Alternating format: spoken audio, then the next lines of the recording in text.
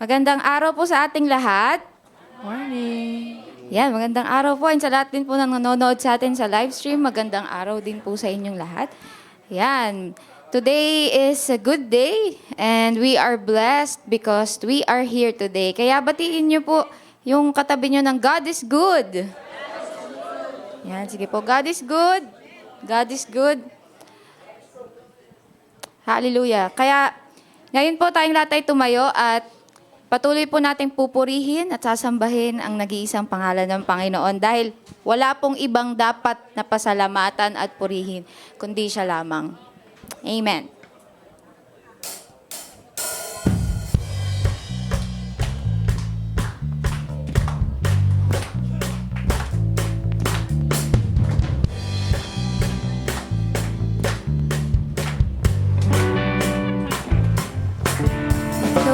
Ikaw lang aking minamahal. Ikaw lang, Panginoon. Sa'yo ay susunod, laging maglilingkod. Sa'yo lang, aking Jesus. Ikaw lang aking minamahal. Ikaw lang, Panginoon. Sa'yo ay susunod, laging maglilingkod. Buong buhay ko'y alay lang sa'yo.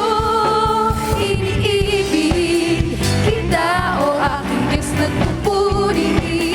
Sa'yo'y naghahandog ng pangako.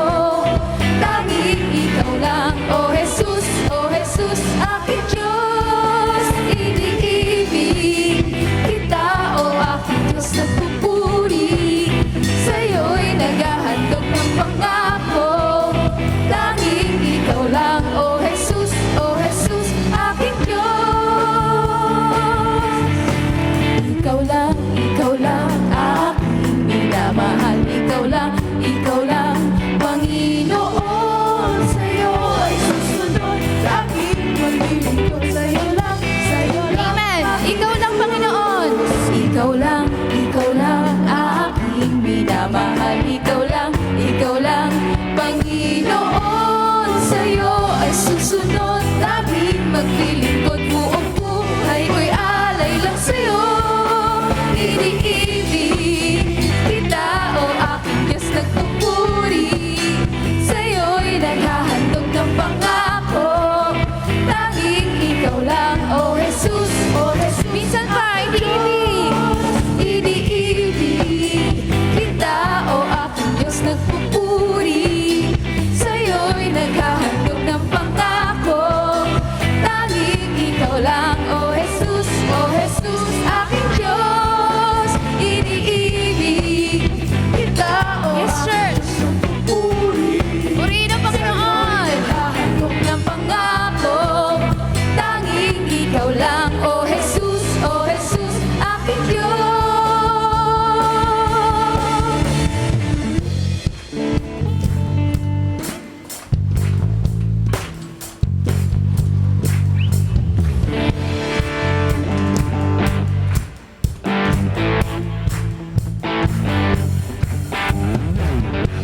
Ang iyong salita ay di nagbabago. At sabi mo, ako'y niligtas, pinalaya, pinagaling at iyong-iyo. Amen. Purihin ng Diyos. Ang iyong salita ay di nagbabago. At sabi mo, may plano ka, may dahilan, kinabukasan para sa akin. Dakilaan, mabuti ang plano mo sa akin. Para pagpalain, para gamitin, upang maging katulad mo. Dakila at mabuti. Yes, Lord. Ang plano mo sa akin, para pagpalain, para gamitin, upang maging katulad mo. Ang iyong salita ay di nagbabago. At sabi mo, ako'y tinakda at tinawag. Ako'y may basbas at iyong-iyo. Hallelujah. Ang iyong salita ay di nagbabago. At Yes, church. The Lord is faithful and true to His Kay promises. para sa akin, pag-ibig mo hindi magbabago. Dakila at mabuti ang plano mo sa akin para pagpalain, para gamitin upang maging katulad mo.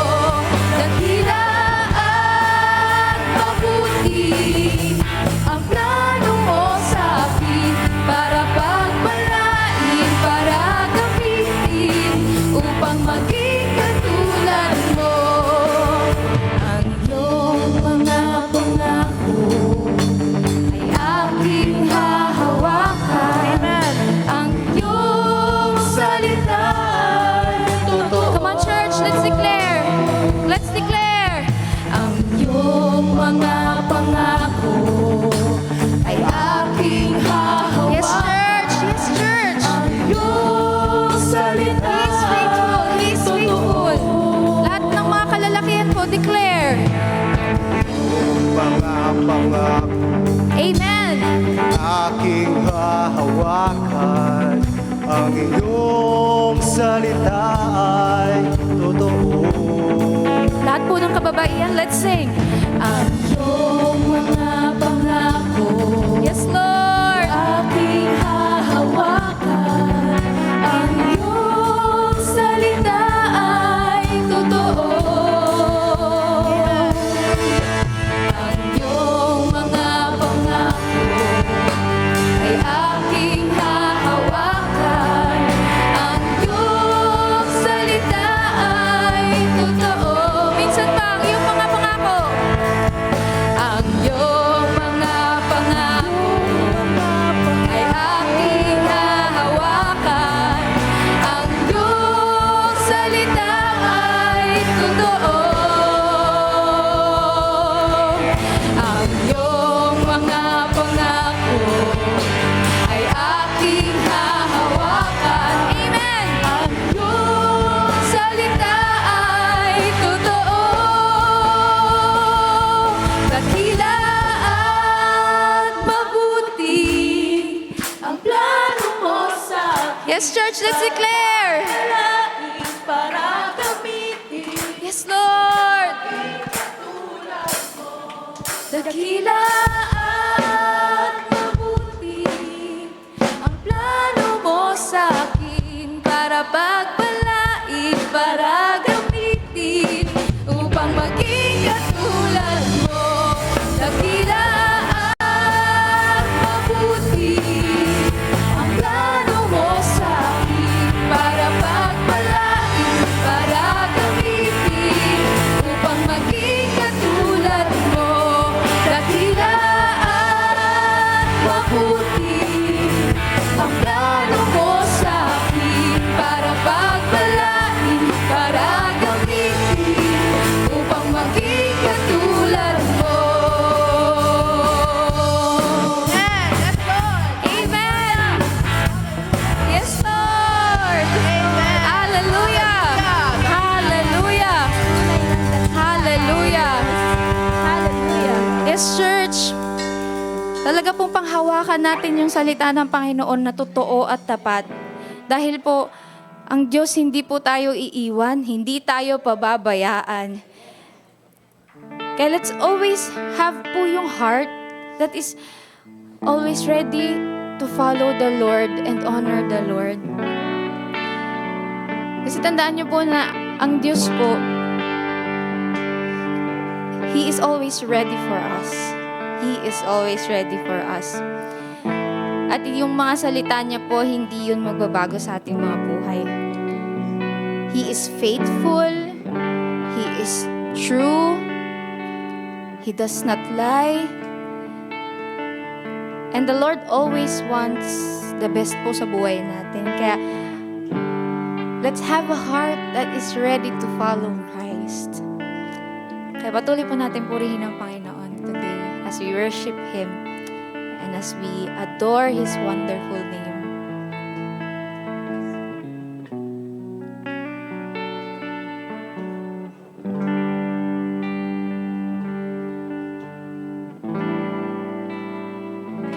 Mahal kita.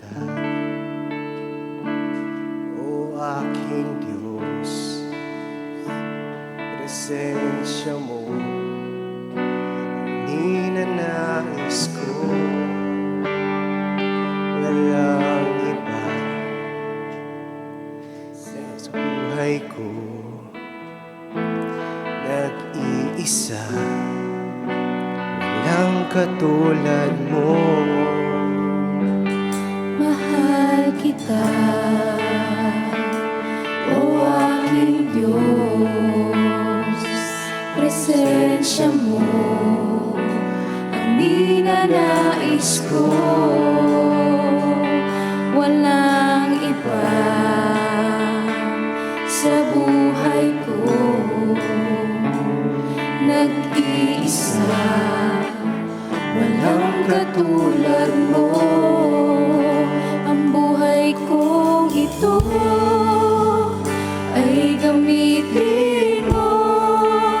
Sa'yo, aking Diyos, lahat ay alay ko. Ang awit kong ito, pati ang puso ko, ibibigay lahat. Sa'yo'y susuko, ako'y gamitin mo.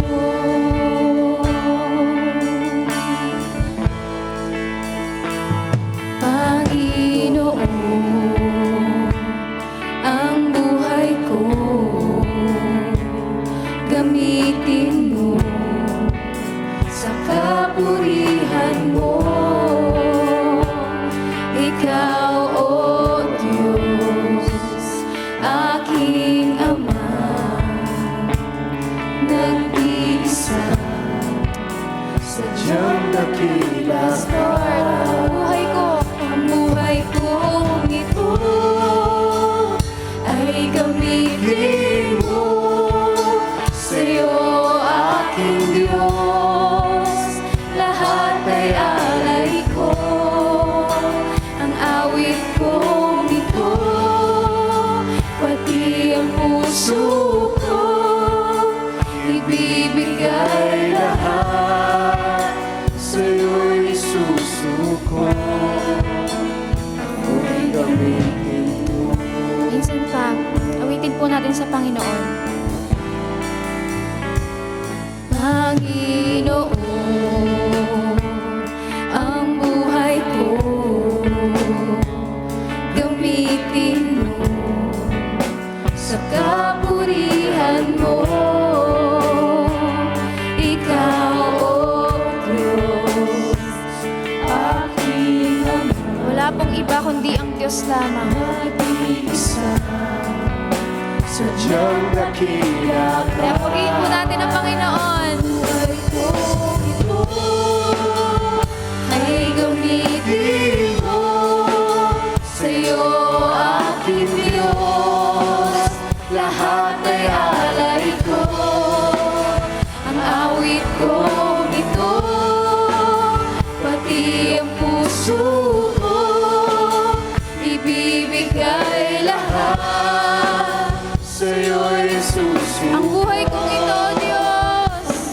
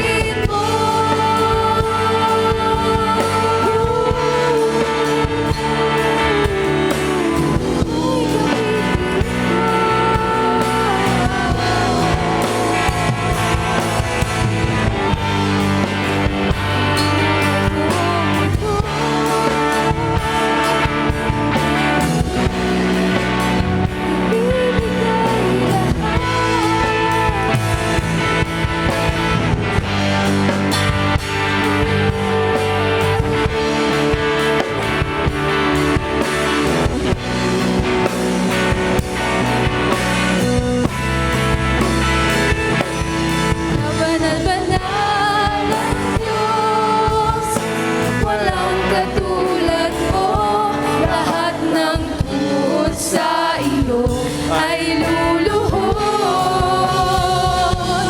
Lahat ng labi magsasabi, ikaw lamang Jesus ang Panginoon. Kabanal-banal ang Diyos, walang katulad mo. Lahat ng tuhod sa iyo ay luluhod. Lahat ng labi magsasabing ikaw lamang Jesus ang Panginoon. Come on, church, let's sing. Kabanal-banal ang Diyos, Purihin po natin ang Panginoon. katulad mo. Lahat ng tuhod sa iyo ay luluhod. Lahat ng labi magsasabing ikaw lamang Jesus ang Panginoon. Minsan pa, purihin ang Diyos. Kabanal-banal ang Diyos, walang katulad mo. Lahat ng tuhod sa iyo ay luluhod. Lahat ng labi magsasabi, ikaw lamang Jesus ang Panginoon. Kabanal-banal ang Diyos. Yes, Walang Lord. katulad mo. Lahat ng tuhod sa walang iba, Panginoon, kundi ikaw lamang. Lahat ng labi magsasabi, ikaw lamang Jesus. Ikaw lamang Jesus. Ikaw lamang Jesus ang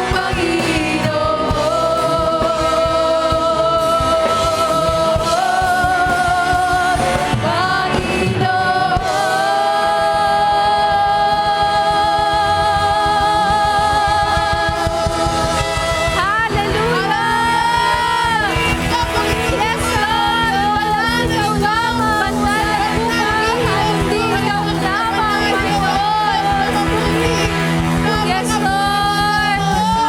Hindi ka nagbabago. Hindi ka nagbabago, Panginoon. Ikaw ay nag-iisa lamang na Diyos na buhay at dapat purihin. Hallelujah. Hallelujah. Lord, you are wonderful. You are wonderful. You are amazing. You are powerful. Purihin ka, Panginoon. Purihin ang iyong ngalan. Hallelujah. Hallelujah. Hallelujah. Hallelujah, Lord. Tunay nga po kabanal-banalang Diyos na walang katulad mo. At dahil walang katulad mo, Panginoon, na ito kami patuloy na nagpupuri, nagsasamba sa inyo, Panginoon. Maraming salamat, Panginoon, sa katotohanan na may Diyos kami na buhay. At ang aming pong buhay ay aming pong iniaalay sa inyo. Hayaan nyo nga po na sa umaga ito, sa aming pong pagsiservice, Lord, tunay nga po, Panginoon, na inaanyayahan po namin ang pagsama ng inyong dakilang Espiritu Santo, Lord, na maramdaman po namin ang kanyang pagkilos sa aming kalagitnaan, sa aming palamang awitan, Panginoon. Nawa ang lahat ng ito ay naging mabangong samyo sa inyo, Lord. Maraming salamat po, dakilang Diyos, na patuloy na ang bawat isa sa amin, ang puso ng bawat sa Panginoon ay tunay na katagpuin nyo, dakilang Diyos. sa pamamagitan ng mga salita ninyo na aming mapapakinggan. Anuman ang pangailangan ng bawat isa, Lord, naniniwala ako na sa inyo ay may katugunan sapagkat kayo ang Diyos na nagbibigay ng lahat ng aming pangailangan. Maging Panginoon, kayo din po, Lord, ang nagbibigay ng buhay. Buhay na masagana sa bawat isa. Sapagkat yan inyong pangako, Panginoon. Kaya patuloy kaming naniniwala na patuloy nakakatagpuin niyo ang bawat isa. Yung mga kapatiran po namin na nangangailangan po ng kanilang encouragement mula sa inyo. Yung mga kapatiran na nawala ng mahal sa buhay. Salamat po, Panginoon, na patuloy na kayo ang nagbibigay ng pagsama sa kanila, Lord, na maramdaman nila na patuloy na kasama niyo sila. Maraming salamat din po, Panginoon, na patuloy na ang may mga pangailangan ay kayo ang patuloy na magbibigay nito. Ano ba ang dakilang Diyos? Ang kalalagayan ng mga anak nyo na naririto. Dalayan ko, Lord, na patuloy nga po na katapuin ito sa pamamagitan ng inyong banal na salita. At kami ay dumako sa laga nito, ang puso po namin ay nahandang paglagyan ng inyong mga salita, Panginoon. We pray, Heavenly Father, for your anointing to our speaker this morning, Lord. Use his life mightily, and the very words that will be uttered this morning are the words na kinakailangan po ng bawat isang anak nyo na naririto. Maging, Lord, sa live streaming po namin, dalayan ko, Lord, na patuloy na katagpuin nyo ang pangangailangan ng bawat pamilya. Maraming salamat po, dakilang Diyos, maluwalhati ka at madakila sa pangalan ng aming Panginoong Yesus. Amen. Amen. Amen.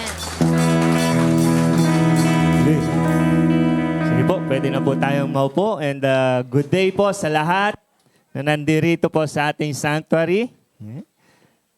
Magandang araw po sa inyong lahat.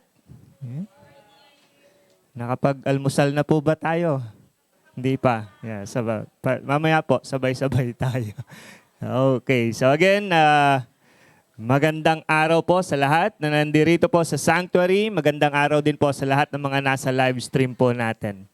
And welcome po. Kung meron po tayong mga first-time visitors, pwede po bang magtaas ng kamay para makamusta po namin kayo? O kaya may nagdala po, nagsama, or walk-in po. Meron po bang first-time visitors po? Dito sa aking kanan, meron po ba? First time? Wala. Dito po, sa mga kalalakihan na side. Mukhang wala din. Dito po sa kalagitnaan po natin, meron po bang first-time visitors? Wala? Yan. Sabihin mo sa iyong katabi, dalhin mo naman yung kapitbahay mo next week. Di po ba? Yeah. Baka kailangan po nilang Panginoon sa araw na yan. Kaya isama po natin yung mga kapitbahay po natin. Again, welcome po. Sa mga nasa live stream po, kung meron ding first time, pakitype lang po dyan, I am new here, para makamusta naman namin kayo. At maipanalangin din po sa mga nanonood po ng live stream po natin. At kapag kayo naman po ay dati nang nanonood, patuloy pa rin po kayong mag-comment sa ating page ng inyong mga pangalan para alam po namin na kasama namin kayo sa pananamba rito sa J-Clam. Okay? So again, welcome and good day po sa lahat ng mga nandirito. Sa lahat po ng mga may QR, nag-request ng QR code, keychain, ay pwede nyo na pong kunin sa likod right after po ng service para mabilis na po, hindi na po kayo nagsusulat. Pag hindi pa po kayo nag-request, pwede rin po kayo mag-request sa likod. At sa mga nakakuha naman na po, pakidala na lang din po. Every Sunday para mabilis din po. Baka kumuha kayo ng QR code ninyo pero nakakalimutan nyo, di nagsusulat pa rin po kayo sa baba. Di po ba? So, huwag niyo pong kalimutan yung QR code every Sunday po. And right after po ng ating gawain this first service, ay meron pong kapihan ng ating mga kalalakihan. Naka-aircon na kayo. At ganun din po, meron namang tea time ang ating mga kababaihan. Yan, aircon na rin kayo. Di po ba? Po? Ang UFM po ay doon po sa dulong-dulo sa ground floor. Kinder room ba yon? kinder room. Okay? Tapos ang mga kababaihan naman po ay dito sa second floor sa may dating toddler's room po. Okay? So, yun po, yung mga bagong lugar po ninyo para po sa inyong mga kapihan at tea time right after po ng service na ito. Okay? Yung Kidlimpics naman po, dapat kahapon ay na-postpone. So, wait for further announcement po kung kailan po yung inyong time para po dito. Okay? So, yung mga 6 to 12 years old, abang-abang na lang po dahil isang masayang gawain po ito para sa inyong mga kabataan. Yan. Yan. To save a life, yan po ang tema naman ng ating mga youth and teens sa darating na Salt and Light po nila. Kailan po ito? Mamaya. Yes. Mamaya.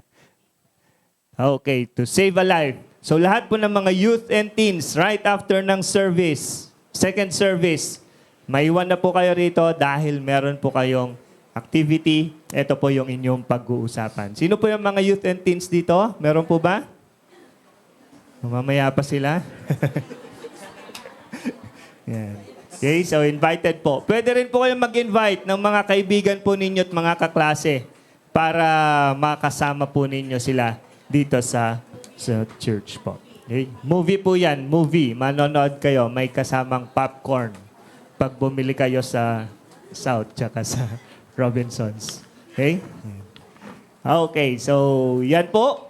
Tribute naman sa ating mga graduates this coming Sunday na po yan. So this week, sana po nakapagpa-register na po lahat ng mga graduates po ng preschool, grade 6, grade 10, grade 12, college, kahit masteral at doctorate po. Paki-register lang po para mabigyan po kayo ng tribute this coming Sunday. Okay? So deadline na po yan this week. Sana maibigay nyo ng maaga. Huwag po sa Sunday mismo. Medyo mahirap pong maghabol pag sa Sunday pa. Okay? So this coming Sunday na po yan. Yan. Pastor's Appreciation po this coming month. So watch out na lang po sa ating mga announcements. Yan. May mga kanya-kanyang schedule po yata yan. October 8 kay Pastor Nolan. October 15 kay Pastor Martz. October 22 kay Pastor Aglo. And October 29 kay Pastor Kay. Okay? So, yun po yung pagkakasunod-sunod. Pero October 1, wala pong Pastor's Appreciation doon. Tribute naman po sa mga graduates po natin. So, kasama ang CE workers. Yan.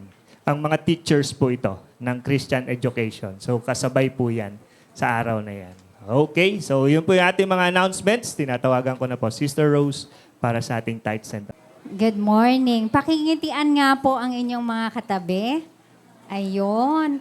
Ang sarap tingnan kapag nakangiti po kayong lahat.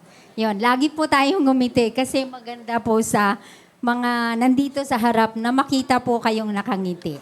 Sige po, ilabas na po natin yung ating mga envelope para po sa ating pagbibigay ng ating tithes and offering.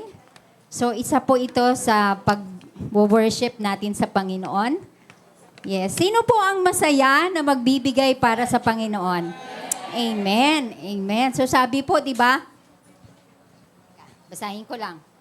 Paulit-ulit na po ito natin nababasa. Sabi po, dalhin ninyo ng buong buo ang inyong mga ika-10 bahagi sa tahanan ng Diyos upang matugunan ang pangangailangan sa aking tahanan. Subukan ninyo ako sa bagay na ito. Kung hindi ko buksan ang mga bintana ng langit at ibuhos sa inyo ang masaganang pagpapala. Sino po ang gustong ng masaganang pagpapala? Amen. Okay, so ang sabi po dun sa unahan, ibigay po natin ng buong buo ang ating mga ika-10 bahagi. Sige po, tinatawagan ko na po yung ating mga deacons and deaconesses. Mission Sunday din po, so kung mayroon po kayong na-pledge sa inyong mga missions offering ay pakisama na rin po. Okay. Ilagay na lang din. Kasi meron naman nakalagay tithes, offering, mission pledge. O yun po. So kung saan nyo po ilalagay yung inyong pagbibigay po ngayong araw na ito. Ini-encourage ko din po ang bawat isa na magsulat ng pangalan. Nakakatuwa po kasi lahat po tayo naglalagay na po tayo sa envelope. So, ang kulang na lang po ay yung kalahati may pangalan, yung kalahati wala pong pangalan. So, ini-encourage ko po kayo kasi meron pong nagpipray para po sa inyo. Sige po, tayo po ay manalangin. Panginoon, marami pong salamat sa araw na ito na ibinigay niyo po sa bawat isa sa amin. Makapagbigay po kami ng aming mga tithes and offering, Panginoon, para sa inyo. Marami pong salamat sa masaganang pagpapala na ibubuhos mo po sa bawat isa na nagtatapat, Panginoon, para sa gawaing ito, Panginoon. Marami pong salamat sa mga increase ng sales, sa increase ng sweldo, sa promotion, Panginoon. Maraming salamat sa mga trabaho para sa walang trabaho pa, Panginoon. Thank you so much. Thank you so much, Lord God. At alam po namin, Panginoon, na kayo ang Diyos na tapat, na patuloy na nagbibigay ng lahat ng aming mga pangangailangan. Marami pong salamat, Panginoon. Purihin ka. In Jesus' name we pray. Amen. Amen. Yes, Mike. Good day to everyone. Thank you, Lord. Salamat po. I can attest to that Sister Rose has been one of those praying for your tithes. Para po kasi sa Foursquare family, gusto ho nating makita na honorable po ang kahit anong amount. Okay? So, hindi yabang yon. Pag sinusulat niyo yung pangalan, hindi yabang yon. It's your, kumbaga, accountability niyo sa Panginoon. Ano? So, yun po. Kung ano ba yung amount to, whether it's 10 pesos or 10,000 pesos or 100 pesos, pare-pareho po yan honorable sa Panginoon. So, we are just saying na gusto natin maging accountable. No po, kaya nasa envelope para po meron pong accountability po talaga. Okay. Yung kinantaho natin kanina ay isa po doon yung gamitin mo. Ulitin ko po ulit para sa mga hindi nakakaalam. Ang nagsulat ho noon ay Foursquare pastora. Okay? She died of cancer. But still, it resonates. The song resonates sa atin na throughout yung kanyang ministry life, kahit na ho siya naging bedridden, kahit na ho siya nasa sick bed, nagpapagamit pa rin siya sa Panginoon, nag-encourage pa rin sa ibang tao up to her last minute. So I suggest po that look into your YouTube, no po, and search yung YouTube po ng MMND album. Gawin niyo na po rin siyang background ninyo sa inyong mga reels, sa inyong mga My Story.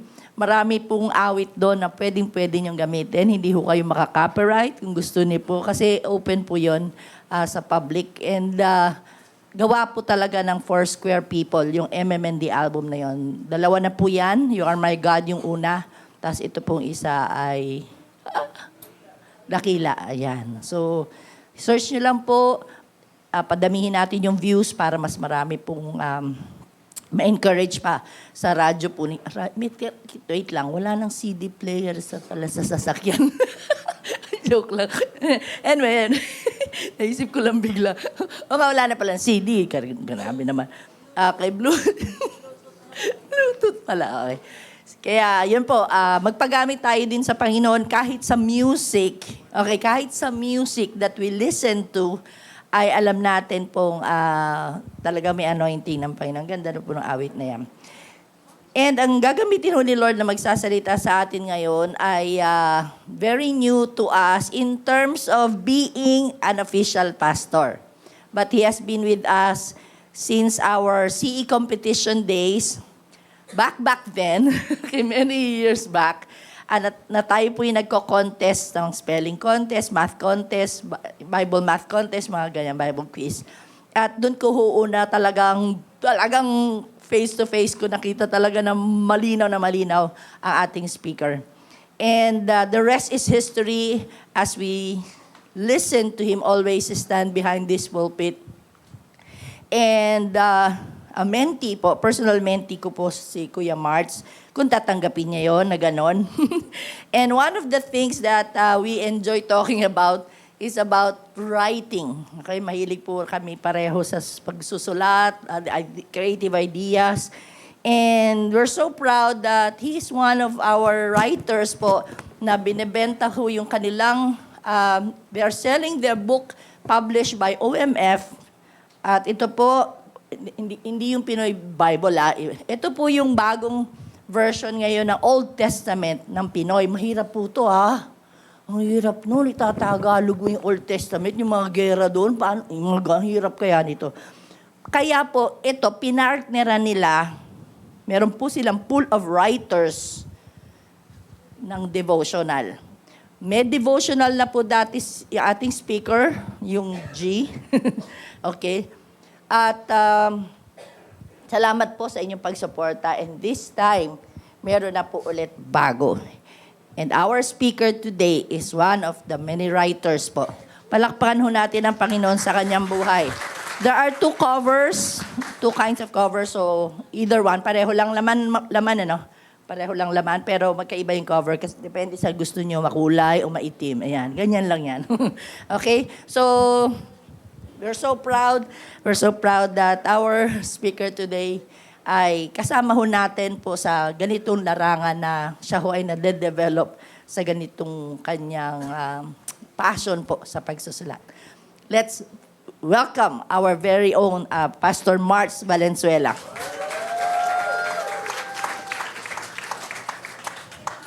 God bless you, Kuya. Thank you po.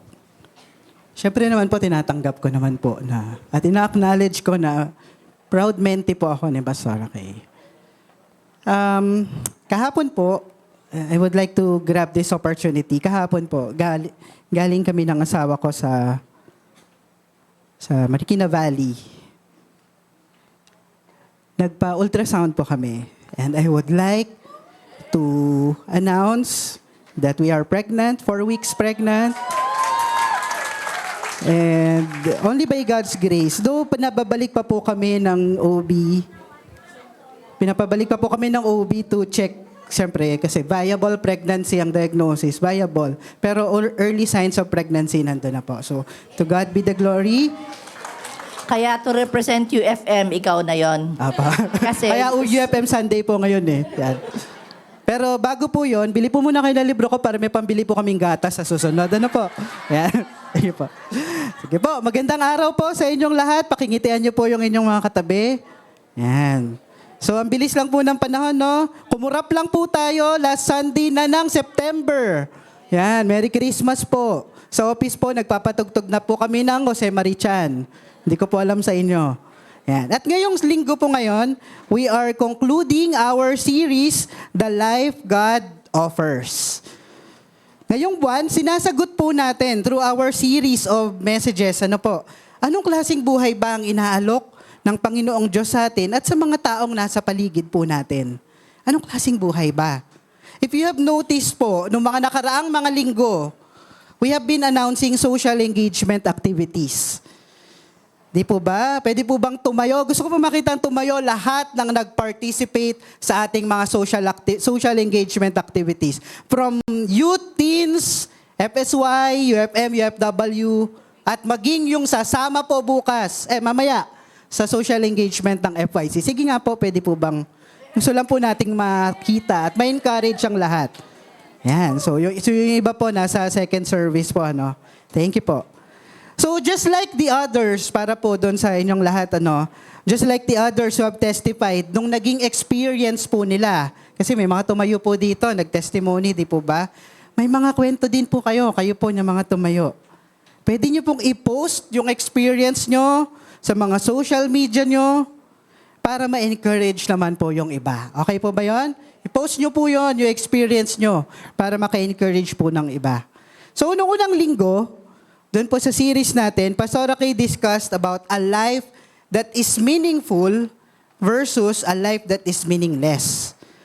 Tapos, nung following week, si Sister Lorraine, ano ba yung kaibahan ng buhay na significant and insignificant? And last week, si Sister Auring, yan, blessed na blessed po ako sa buhay ni Sister Auring, nagturo po sa atin ng buhay na yielded and unyielded. Ano ba yung kaibahan nun? Kung gusto nyo pong i-revisit yung message po nila, yung mga messages na yon, uploaded po ang lahat ng yan sa YouTube channel po natin. Buksan nyo po, panoorin nyo, i-share nyo po, mag-subscribe po kayo, Marikina Foursquare Gospel Church, nasa YouTube po, para pwede nyo pong balikan ng balikan. Okay po ba yun? Ilang likes pa lang at subscribers yata yun. Ang dami po natin dito. I-subscribe nyo po yun. Okay? And for our concluding week po, we will talk about noble versus ignoble. Noble versus ignoble. Ang ibig sabihin po ng pagiging noble ay pagiging marangal. Yan. Sabihin niyo po, marangal. Yan. At kabaligtaran po nun, syempre, yung ignoble ay kawalan ng dangal o kawalan ng dignidad. As we go along the message, tignan po natin yung ating sarili. Ano ba yung ginagawa natin? Ano ba sa mga ginagawa natin yung noble? Alin ang ignoble? At kung yung mga gawain ito ba nag-iiwan ng influence sa ating mga respective communities. After this message, our hope is that we as a community will discover the purpose of our life to impact others as we talk about the life of Jehoiada and his choice to impact the nation.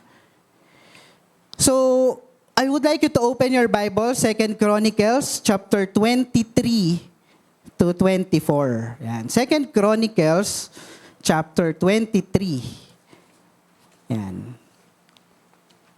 So we will do a running commentary dun sa narrative po na yan ni Jehoiada. Yan, Jehoiada. Yan, baka medyo mahirap lang bigkasin, pero Jehoiada.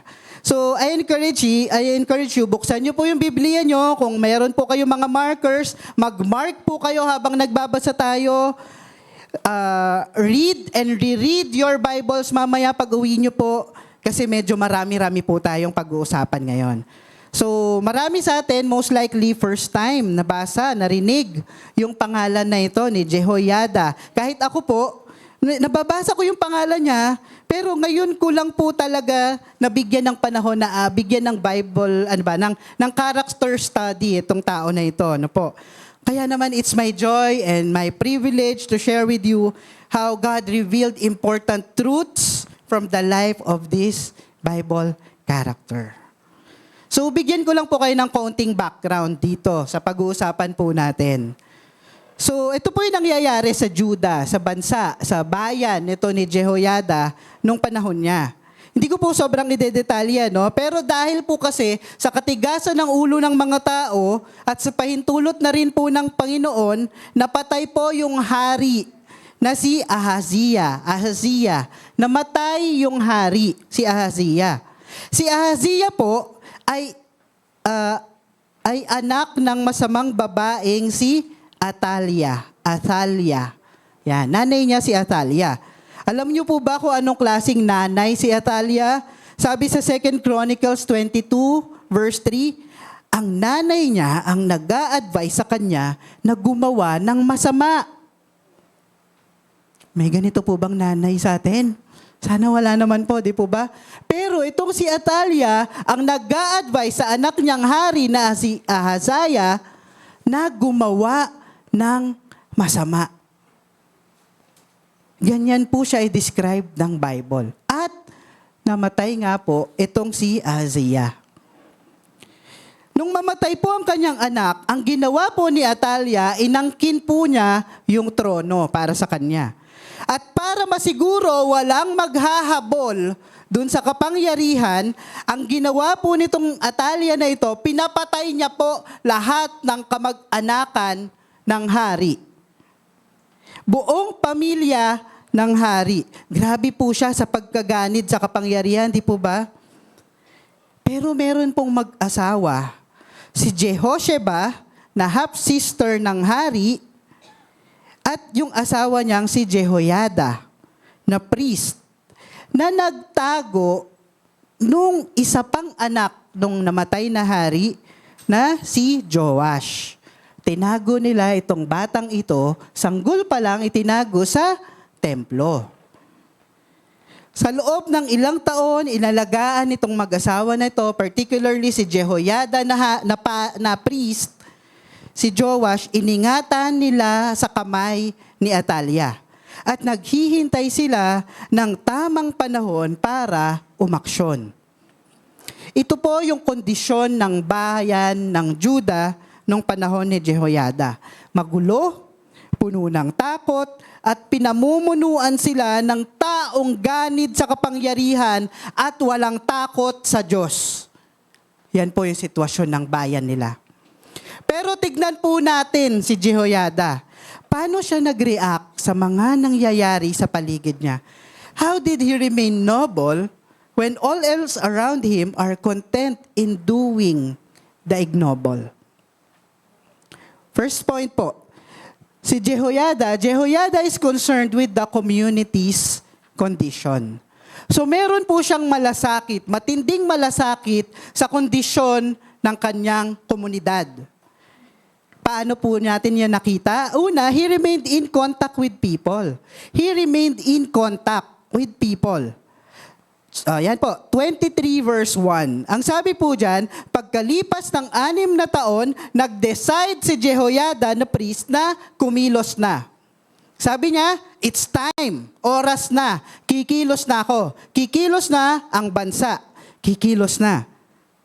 Sa loob ng ilang taong pagtatago po nila, finally, after 6 years, na-discern na ni Jehoiada, oras na para kumilos. Tama na ang paghihirap ng bansa. Tapos na ang oras ng pagtatago. Kailangan nang magkaroon ng pagbabago sa sistema. At alam niya na hindi yun mangyayari kung walang tulong ng iba. Kaya po, kinailangan niya ng tulong ng iba. Tuloy po natin yung verse 23, verse 1 to 2. Nakipagkasundo siya sa 5 commanders ng army. So, hindi ko na pinangalanan yung 5 commanders na yon, pero nakipagtulungan siya sa 5 commanders ng army at nilipot nila ang bayan ng Juda at sinama nila pabalik sa Jerusalem ang mga Levites at leaders ng bawat angkan. Sa loob ng mahabang panahon, hindi lang po passively naghihintay si Jehoiada. Kumikilos po siya behind the scenes. Hindi siya naghihintay na, ay kusang maayos din ang lahat-lahat sa aming pamahalaan, sa paligid namin. Kusang maayos yan. Siya po mismo ay gumawa ng paraan para makatulong sa sitwasyon ng kanyang bansa at ng kanyang komunidad. Sino po yung mga kinausap niya? Mga commanders ng army, military, kinausap niya. Mga Levites, mga leaders ng mga angkan. Hindi lang siya nakipag-coordinate sa military, maging sa mga nasa ministry, nakipag-usap din po siya, at sa mga nasa community mismo. Mula sa itaas hanggang sa grassroots level, isinama po niya sa plano. Dapat lahat kasama sa plano. May isa pong magandang leadership lesson po dito.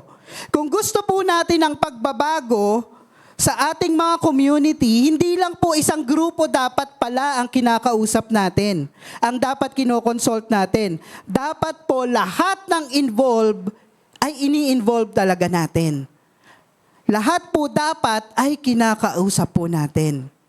Kaya po tayo bilang mga mananampalataya, lalo pat mga mamamayan at lalo higit mga Kristiyano po, kapag may mga surveys po, pag may mga community surveys, kinakausap po tayo, may mga consultations para sa ikauunlad ng mga gawain ng ating community, mag-participate po pala tayo dapat, Ito po ay dahil gusto po tayong maging bahagi ng solusyon. Minsan po kasi, mas madali po ang magreklamo kaysa maging bahagi ng solusyon. Tama po? Mas madali yun eh. Pero, ang encouragement pala sa atin, maging bahagi tayo ng solusyon. Pero sa mga ganitong avenues po kasi, sa mga consultations, mas nakakapagbigay po tayo ng suggestions at na-share po natin yung ating mga grievances kung meron man. So, kapag may mga consultation, kunyari, kagaya po ng nangyayari ngayon, pag tayo po ay nagpatayo na ng bagong building, di po ba? Pag may consultation, pwede po tayo mag-share ng mga suggestions. Helpful suggestions po natin. Ano po? Yan. At dahil po nakikipag-coordinate itong si Jehoiada, nalaman niya kung ano ang kailangan ng kanyang community. Naging kapartner po kasi niya yung community. Alam niyo po yung ginawa po nating social engagement itong buong buwan? Isang magandang halimbawa po yun kung paano maging connected sa mga tao at alamin kung ano yung pangangailangan po ng ating mga kapitbahay. Di po ba? Ang ilan po, narinig po natin sa mga testimonies ng mga tumayo po dito. Nung nagkaroon po ng social engagement, yung FSY, doon sa Tumana, nakasama po kami doon, nalaman po namin na sobrang grateful pala ng mga tao doon sa Palay Street. Yan, sa Palay Street. Kasi kahit paano nabawasan yung pangamba nila kapag umuulan. Dati po kasi kapag sumampa ng 16 meters yung tubig doon sa ilog, nasa evacuation centers na daw po sila. Pero ngayon, sabi nila, hindi na sila sa 16 meters nagbabantay. Nasa 18 meters na po. Alam niyo po, yung mga testimony na yon, kahit gaano kasimple pakinggan sa amin, na hindi kami taga-Tumana, di po ba? Kahit gaano kasimple pakinggan, pero collectively, as a community, ito yung puso nila. Masaya po sila. Thankful po sila sa ganon na project sa community po nila. At sa susunod, wag naman po sana, pero sa susunod na mabalitaan po natin sa TV na umaakyat ulit yung tubig doon sa ilog, yung mga FSY na mga dumalaw po sa lugar na yon. Kahit papano, I'm sure, maalala po nila na merong community doon na nagbabantay ng 18 meters. At ipagpe-pray po nila yung mga nabisita. That is being connected to the people, to the community. Church, this is our desire sa leadership. May we be a church that remains connected to the people. Kaya po tayo may mga social engagements. And I'm very proud and thankful sa Foursquare and sa J-Clan family because we have social engagements. Kaya po tayo naghahangad na magkaroon ng impact sa community kasi gusto nating maging konektado. Kasi hindi po pwedeng tayo-tayo lang po ang nagtutulungan dito. Hindi po yung totoong success kung tayo-tayo lang.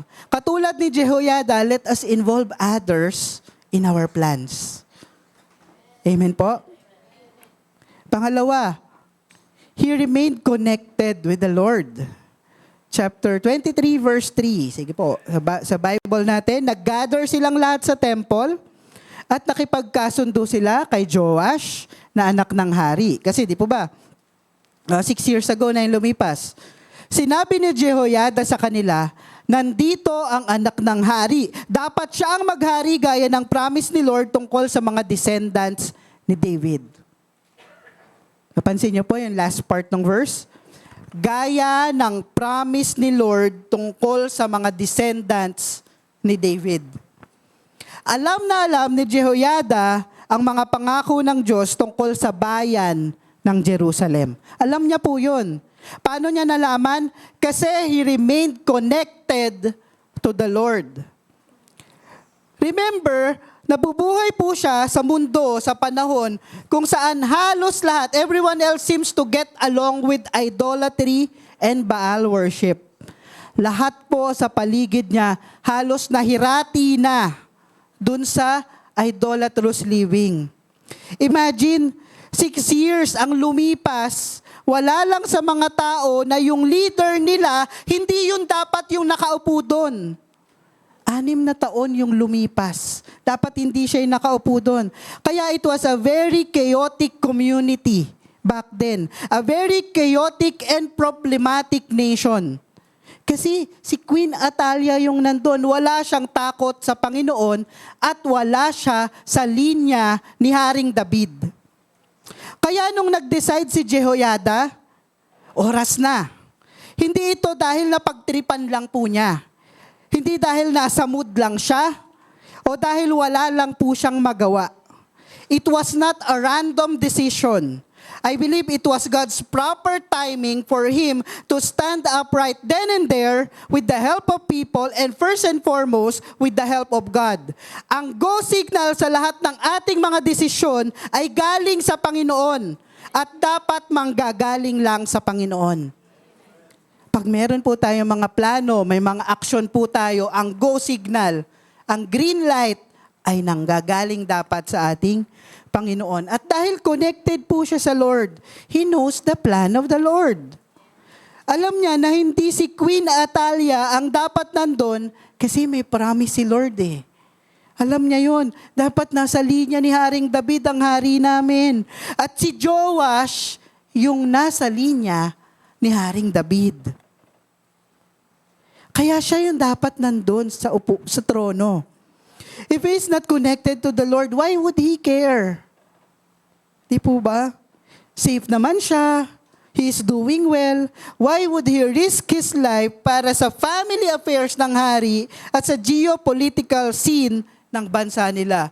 Bakit pa siya makikialam? Okay na yung buhay niya. Safe siya. Imagine niyo po, I would like you to put yourself into the situation of Jehoiada. Sobrang nakakatakot po yung pinasok niyang sitwasyon. Pinapatay ni Queen Atalia ang lahat ng kamag-anak ng dating hari. Sinisiguro niya na wala nang maghahabol sa trono. Kung yung royal family nga po nagawa niyang ipapatay, paano pa kaya siya, di po ba? Hindi malabong mas malala ang mararanasan niya kung mahuhuli po siya. But he risked everything, even his life. Bakit po? Kasi concerned siya sa community. Sa English version po, ang sabi, Jehoiada strengthened himself.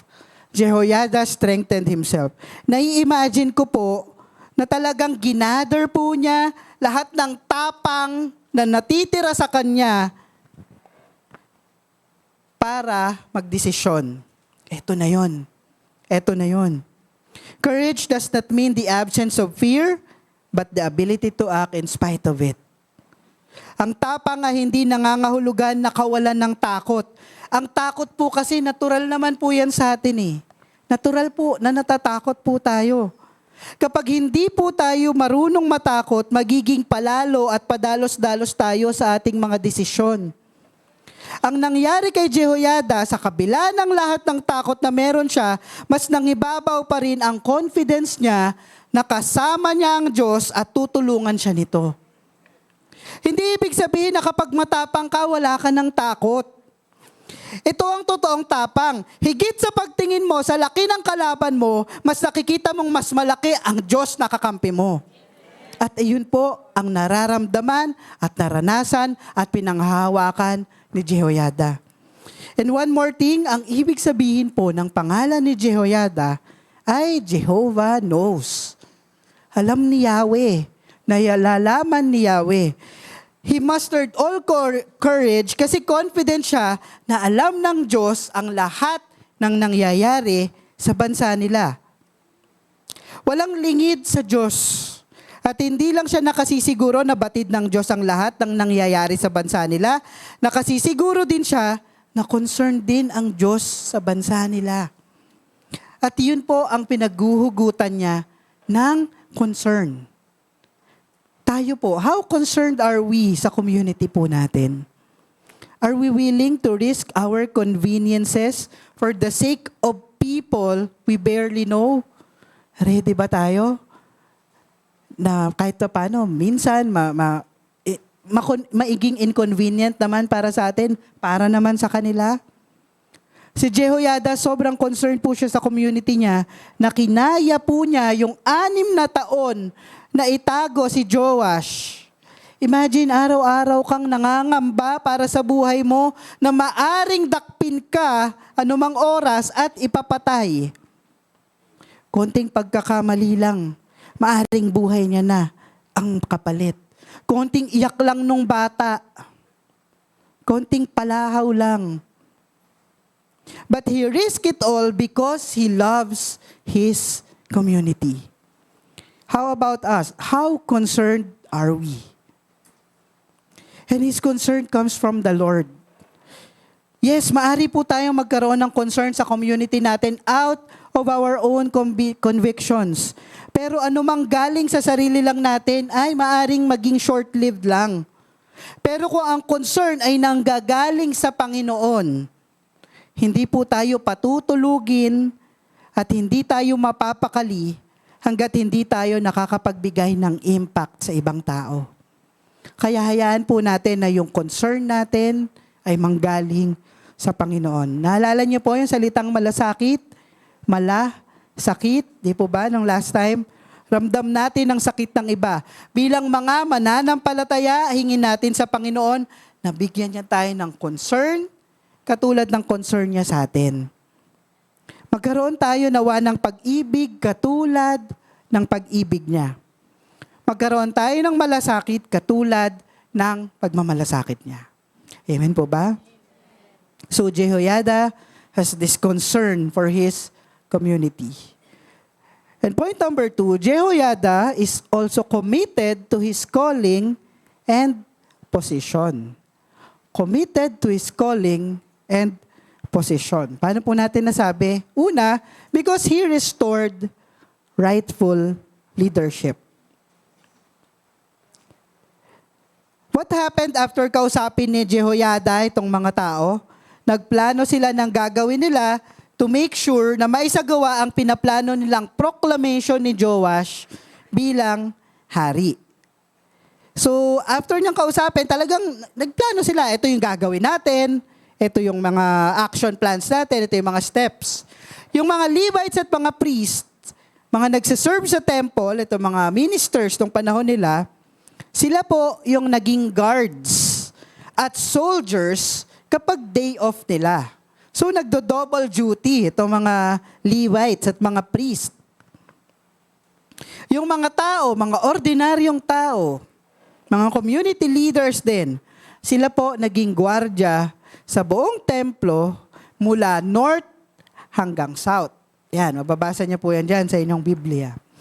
Itong mga taong to ay nagtulungan, siniguro nila na walang makakapasok at walang makakalapit kay Joash. At yun nga po yung nangyari. 23 verse 11, basahin po natin. Tapos nilabas ni Jehoiada si Joash na anak ng hari, isinuot sa ulo niya ang korona. Binigay ni Jehoiada sa kanya ang copy ng kasunduan sa paghahari at prinoclaim niya si Joash bilang hari. Tapos inanoint ni Jehoiada ang at ng mga anak niya, si Joash, at sumigaw ang mga tao, "Mabuhay ang hari!" So yan po yung nangyari. Imagine niyo lang po yung sitwasyon. Sa wakas, after 6 years ng pagtatago, prinoclaim na ni Jehoiada ang nararapat na hari. So para po silang nagkudeta. Naisip niyo po? Para po silang nagkudeta. Napansin niyo po yung ginawa ni Jehoiada? After ipatong yung korona dun sa hari, ano po yung ginawa niya?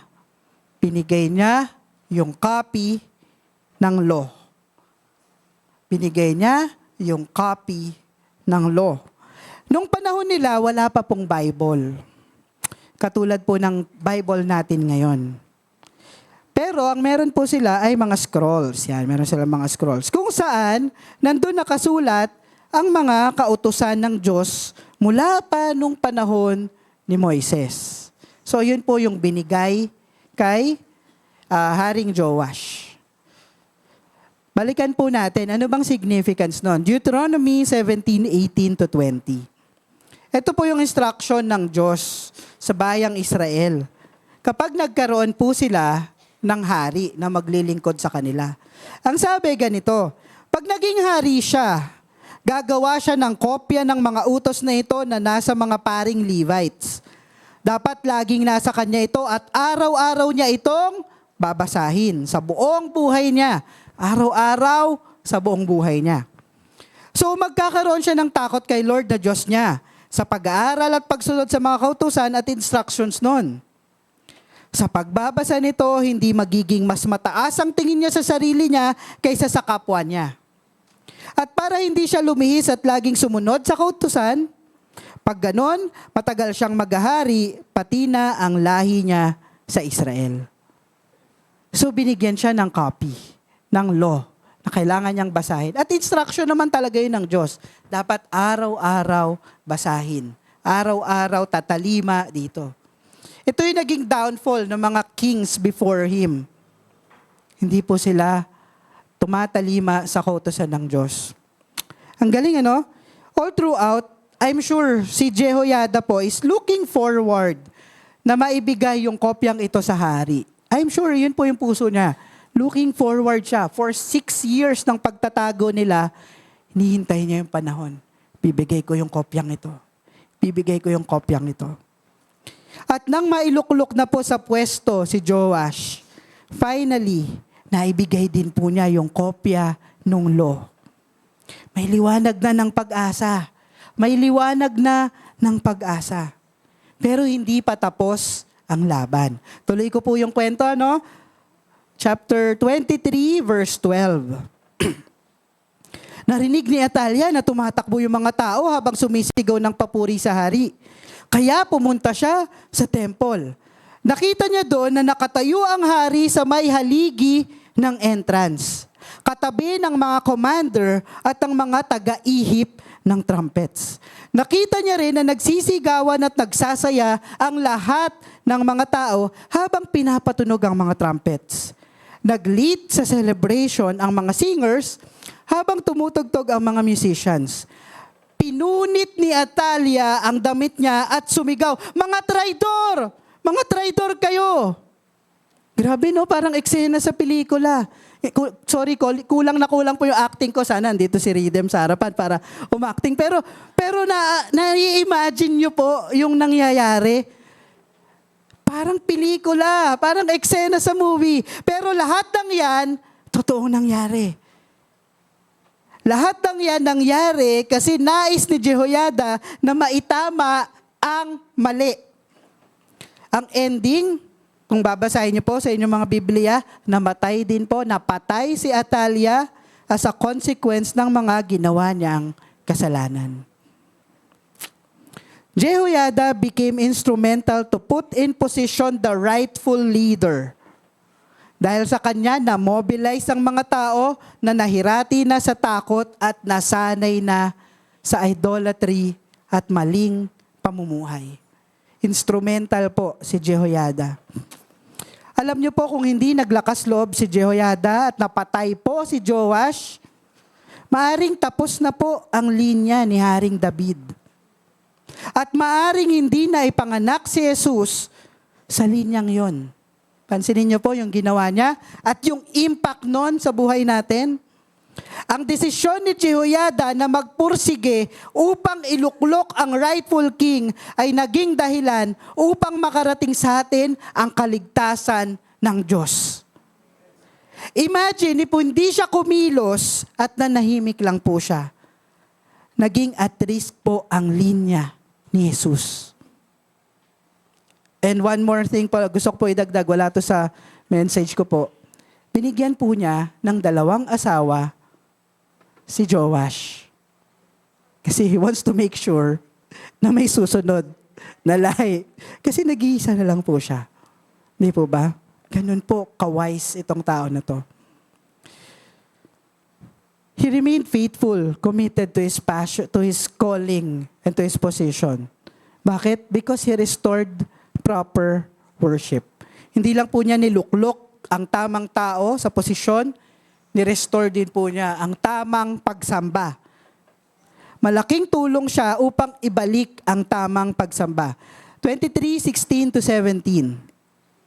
Gumawa si Jehoiada ng kasunduan sa mga tao at sa hari na dapat silang maging bayan ni Lord. Siya yung nag-mediate. Pumunta silang lahat sa temple ni Baal at winasak yun. Dinurog din nila ang mga altar at mga ribulto nito. Tapos pinatay nila sa harap ng mga altar si Matan na priest ni Baal. Nung panahon po ni Atalia, pinagsisira po nila yung mga gamit sa temple. Hindi lang po nila winasak ang temple, binaboy po talaga nila yung temple. Kaya nung mailagay po si Joash sa pwesto, ito ang isa sa mga itinama ni Jehoiada. Inalis ang dapat alisin, ibalik ang dapat ibalik. Hindi sapat na hari lang po ang manunumbalik sa Panginoon. Dapat buong sambayanan. Matagal po silang exposed sa idolatry. Ang mga kapitbahay nilang bansa may kanya-kanyang Diyos-Diyosan na sinasamba. Exposed na exposed po ang Juda sa lahat ng uri ng kalapastanganan sa Diyos. At madalas, sa hari pa po yun nagsisimula yung mga ganitong klase ng pagsuway. Naging systemic ang kasamaan at kailangan talagang kalusin at hindi lang sa taas, mula sa grassroots din po. Kailangan talagang kalusin, tanggalan ng ugat. Kailangang maibalik ang tamang pagsamba. 23 verse 18, inassign ni Jehoiada ang mga priest at mga Levites para mangalaga sa temple. Sa kanila, inassign doon ni King David ang duty na to. Pero dahil kay Atalia, nawala. Sila din ang nagsunog ng mga offering para kay Lord, ayon sa law ni Moses. Sila din ang in charge sa mga music at celebration. So for a time, nasa laula ang tamang paglilingkod sa temple, pero ni-restore ni Jehoiada. May mga physical repairs man na kailangan gawin, pero may nasimulan na po na pagbabago.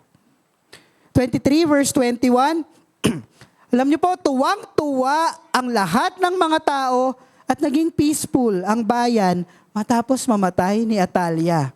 Grabe, no? Namatay ka, tapos tonto yung mga tao. In other words, masaya ang isang bansa kung ang leadership at ang worship ay tama. That's about the community of Judah. Ano naman po ang relationship natin doon? Ano sa atin yun? Ano naman? Are we committed to our position and calling? This is one of the things that I admire kay Jehoiada. Hindi po siya hari. Hindi siya hari. Ano po siya? He is a priest.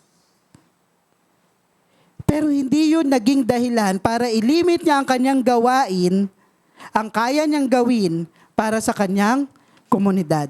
Sa abot ng kanyang makakaya at sa tulong ng Diyos, alam niya na hindi masasayang ang anumang pagpapagal na ginagawa niya, basta alam niyang ginagawa niya yon ng tama. Mga kapatid, hindi sayang ang paghahangad natin na maging maayos ang ating barangay, ang ating bayan, ang ating bansa. Hindi po yun sayang. Hindi sayang ang lahat ng panalangin at pagsisikap nating maging mabuting mamamayan. Walang maliit na gawain kung binibigay naman natin ito sa malaking Diyos. Yung mga participation nyo po sa pagbabago ng community, hindi po yun sayang. Sobrang effective nga po ng slogan natin sa Marikina, di ba? Simpleng basura, ibulsa muna. Dati nung high school kami, binibigyan po kami ng candy para turuan lang po na ibulsa namin yung plastic at itapon sa bahay. Di ba meron pa nga tayo mga tongs sa mga bahay-bahay po natin dati? Para pandakot ng kalat. Di po ba? Meron po tayo nun. Bilang pagpupugay na rin po. Yan, sa late mayor natin, si Bayani Fernando. Di ba inaani naman po natin lahat ng disiplinang itinuro sa atin? Di po ba? Kaya wag po nating isipit na maliit lang po yung contribution natin at malulunod lang ito sa malalaking contribution ng iba. Tignan niyo po yung nasa likod natin. Sige po, tignan po ninyo yung mga nasa likod. Ayan. Pwede niyo po bang palakpakan yung mga nasa tech booth po natin? Yan. Mga greeters, palakpakan po natin. Yung mga taong tumutulong para siguruhing malinis at maayos yung inuupuan niyo po ngayon. Madalas po kasi nililingon lang po natin sila kapag delayed yung pagpindot nila sa PowerPoint. Tapos may kasama pang ismid, di po ba? Pag walang mikropono, yung nasa harapan. Pero ngayon, i-appreciate po natin yung service nila.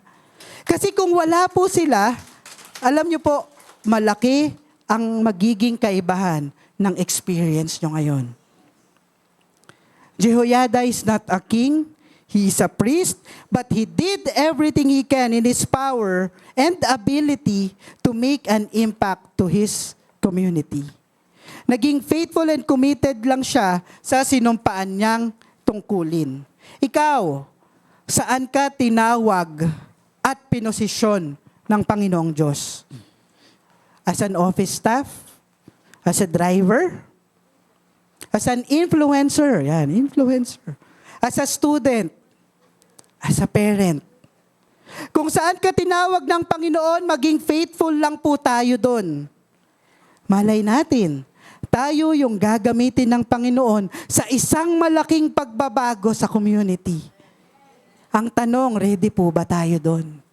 Katulad ni Jehoiada, handa po ba tayo doon? Third point, Jehoiada completed his God-given mission. Tinapos po niya. He lived and died in full obedience. In full obedience. 24 verses 1 and 2. Naging hari ng Judah si Joash. Baka po kasi hindi ko nabanggit kanina. Pero imagine niyo po, naging hari si Joash nung siya ay 7 years old. So yung mga nangyayari po kaninang kinikwento ko, bata po yun. Ano po, hindi po siya matanda na. So yung pinroclaim na hari ay 7 years old. Yung mga 7 years old po natin nasa children's church ngayon, ganun lang po siya nung pinroclaim na hari. So para mas maganda yung imagination nyo. Naghari siya sa Jerusalem sa loob ng 40 years. So hanggang 47 years old.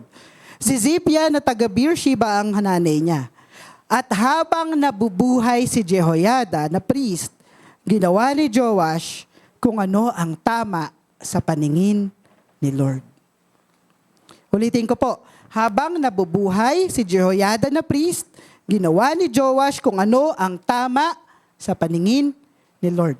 Alam niyo po yung dating sa akin ng verse na to, parehong maganda at hindi. Maganda at hindi.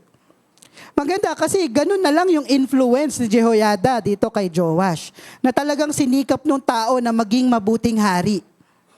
At the same time, nakakalungkot din po, kasi after mamatay ni Jehoiada, nalimutan niya lahat ng mabubuting ginawa sa kanya ng tao. Let's talk about Jehoiada. Siya muna pag-usapan natin. He lived and died in full obedience to the Lord and to the king. Kung tutuusin, yung influence niya, ganun na lang po katindi. Bakit? Kasi kadikit niya yung hari. Kadikit niya yung hari. Also, sabi ko nga po, bata pa yung hari. Ilang taon? 7 years old. Kayang-kaya niyang paikutin at utuin yung hari. Di po ba? Kayang-kaya niyang paikutin yung hari. Kaya niyang buyuin. Sabihin mo nga dito, maggawa ka ng batas na ganito, ganyan. Para sa sarili niyang interes. Imagine, 7 years old lang po nang pinroclaim siyang hari ng Judah. Anong malay nung 7 years old? Kayang-kaya niyang gamitin yung posisyon niyang yon para sa sarili niyang interes. Pero hindi niya ginawa. Alam niya kung saan siya lulugar. But what he did, instead of usurping the power from the king, is to disciple the king. Hinubog niya ang hari sa salita ng Diyos. Buong buhay niya, inalay niya para turuan at tulungan si Joash na maging mabuting hari. Remember, ulilang lubos si Joash at siya na po ang tumayong magulang ng hari. Parents, how are we discipling and influencing the next generation? As parents, sino po ba ang nagtuturo ng values sa ating mga anak? Ang mga children's church workers po ba natin? Huwag naman po. Huwag naman po. Kapartner lang po sila. Pero hindi po sila ang may primary role ng paghubog sa ating mga anak. Ang sabi po, the average child will spend over 1,000 hours every year in school. Sa eskwelahan po yan, ano? And they will spend less than 50 hours in church. The average parent has more than 10 times the opportunities to discuss spiritual issues in 1 year than a church leader does in 10 years. Bakit? Sa 52 weeks sa isang taon, minus birthday, minus holidays, minus bakasyon po ninyo. Sabihin na natin, mag-children's church ang anak ninyo ng 40 times lang. Conservative na yon sa isang buong taon. Paano pag umulan pa di bawas ulit? 40 times a year. Tapos 1-2 oras lang po sila sa ibaba. Pero tayo pong mga magulang, kasama natin sila. Sa school din, kasama din sila ng kanilang mga teachers. Pero may mga nababasa po ko, ang clamor sa school, di po ba? Mga parents, tayo naman po, bantayan po natin ating mga anak, parang ganyan. So the church has limited potential to impact the heart of your child. What happens at home in many ways is more important than what happens at church. Walang ibang magdi-disciple at mag-influence sa ating mga anak, kundi tayo din mismong mga magulang. Wala ding ibang magmamalasakit at mag-influence sa ating mga communities, kundi tayong mga mabubuting kapitbahay. The burden is on us bilang mga mananampalataya. Ang ating mga anak po ay ang mga mensaheng ipapadala natin sa henerasyong maaring hindi na po natin abutan. Anong klaseng mensahe kaya ang ipapadala natin sa henerasyon na yon? Kung hindi natin sila dadalhin sa Panginoon ngayon, paano kaya sila magiging equipped na humarap sa mga challenges ng henerasyong aabutan nila? Kahit po nakakalungkot, hindi ko po ililihim sa inyo kung ano yung sinasabi ng Bible after mamatay ni Jehoiada. Actually, gusto ko po ito i-skip, pero the Lord impressed upon me, wag mo i-skip yan. Itutuloy ko po yung kwento. Sa chapter 24, 17 to 22, and let me read. Pagkamatay ni Jehoiada, pumunta kay King Joash ang mga leaders ng Judah at nagbigay galang sa kanya. Mula noon, sila na ang pinakinggan ng hari. Sabi po sa mga commentaries, gusto kasi nilang bumalik sa dati nilang idolatrous living. Kating-kati sila sa pagsamba ulit sa Diyos-Diyosan. Nakakita sila ng opportunity nung namatay si Jehoiada. Kaya tinigil nila ang pag-worship sa Diyos ng mga ancestors sila sa temple. Instead, nag-worship sila ulit sa mga Diyos-Diyosan at sa mga ribulto ni Asherah. Nagalit ang Diyos sa mga taga-Jerusalem at sa mga taga-Juda kasi nagkasala sila sa ginawa nila. Pero nagpadala pa din si Lord ng mga prophets para bumalik ang mga tao sa Kanya. Kaya lang, hindi sila nakinig sa mga ito. Pinili ng Espiritu ng Diyos si Zechariah, na anak ni Jehoiada the priest. Tumayo siya sa harap ng mga tao at sinabi, ito ang sabi ng Diyos, bakit nyo sinusuway ang mga utos ni Lord? Hindi kayo magiging successful. Itinakwil nyo siya, kaya itatakwil din niya kayo. Pagkatapos nun, nagsabuatan ng mga tao laban kay Zechariah at sa utos ng hari, binato nila si Zechariah hanggang sa mamatay ito. Nangyari ito sa courtyard ng temple. Kinalimutan ni King Joash ang kabutihan sa kanya ni Jehoiada at pinapatay pa niya ang anak nitong si Zechariah. Habang nag-aagaw buhay si Zechariah, sinabi niya, makita sana ni Lord ang ginawa niyo at parusahan niya kayo. Kakalungkot po nung binabasa ko po ito. But the question is, did Jehoiada fail? Nag-fail po ba siya? I don't think so. Ginawa niya ang lahat ng magagawa niya para i-disciple si Joash. At sa buong buhay niya, nagawa naman niyang gabayan yung batang hari.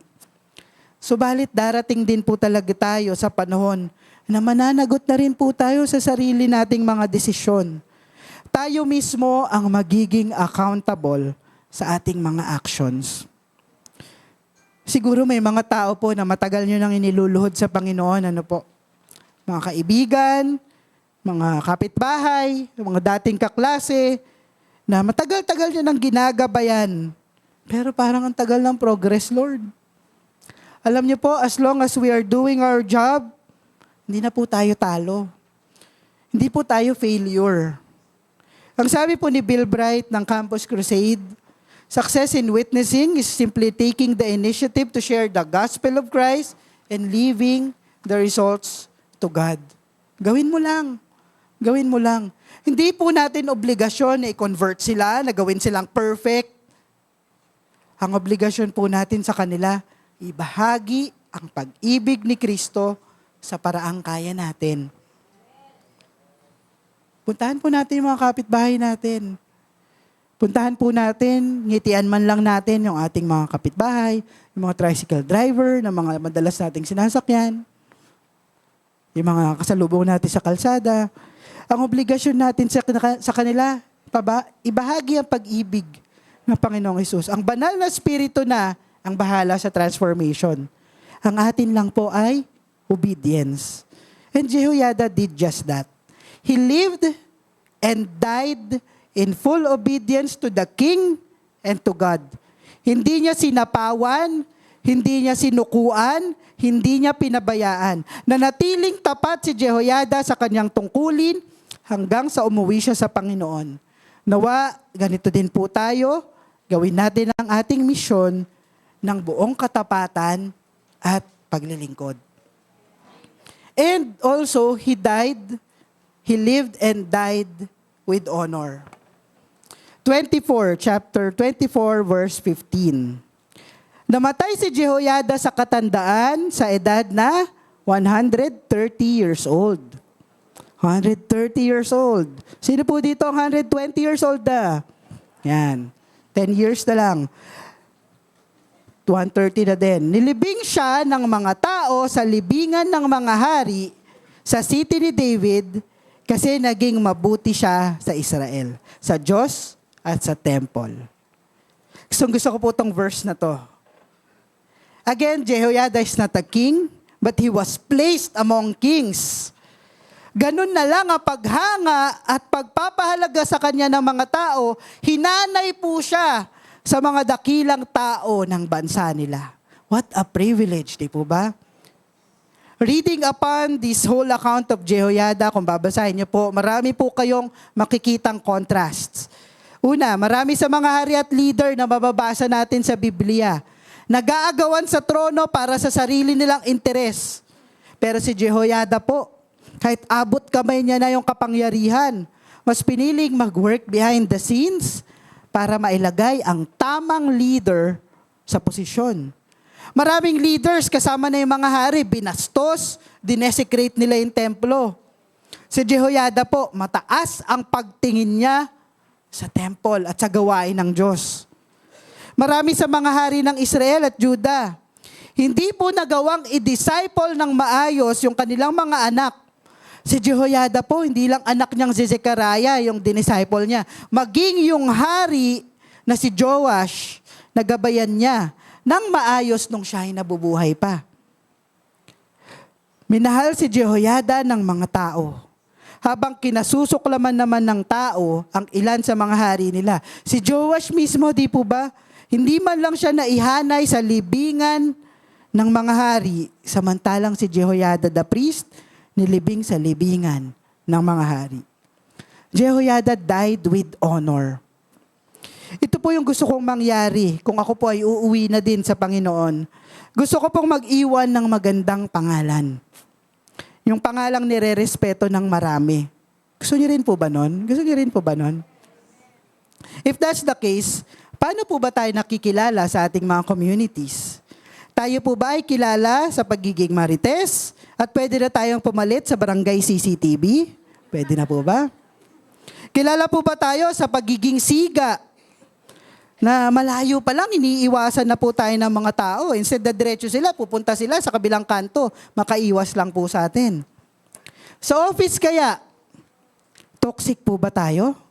Instead na maging blessing tayo sa ating mga katrabaho, tayo pa yung nagiging dahilan para mag-away-away sila sa opisina. Paano kasi kinakain natin yung pagkain na nandun sa rep, dun sa pantry? Di naman atin. O kaya sa school, baka instead na maging salt and light tayo, ang asim natin. Ang asim ng ugali natin. Paano maasim? Kasi lagi tayong nakasimangot, lagi tayong nangaaway, nang bubuli tayo sa school. At tayo pong mga taga-JCLAM, how are we representing Jesus in our communities? Ang sabi natin, di po ba, we are a church that follow Christ and make followers of Christ. How are we living to that mission? Sa ating pag-uwi sa Panginoon, may kanya-kanya po tayong timeline. Sa ating pag-uwi sa Panginoon, ang gawin po nating goal sa buhay ay hindi ang maging pinakamatanyag o pinakamayaman o pinakamagaling. Walang masama sa mga yon. Pero pang mundo lang po kasi yung mga yun eh. But if we want to aim for things that has eternal value, sikapin po nating maging godly influence sa ating mga communities.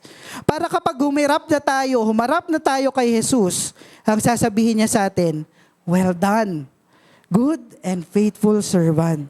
Mission accomplished. Come and share your master's happiness. Church, let us aim to complete our God-given mission. And as I end this message and this series na din, I would like to leave you with this challenge. How are you impacting your community? Bahagi po ba tayo ng ikabubuti ng ating komunidad o bahagi po tayo ng problema? Do we even care for our community?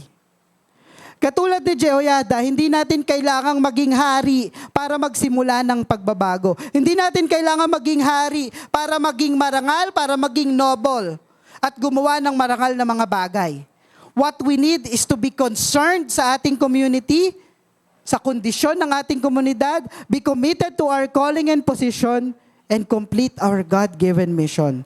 The life God offers is a life that is meaningful, significant, yielded, and noble.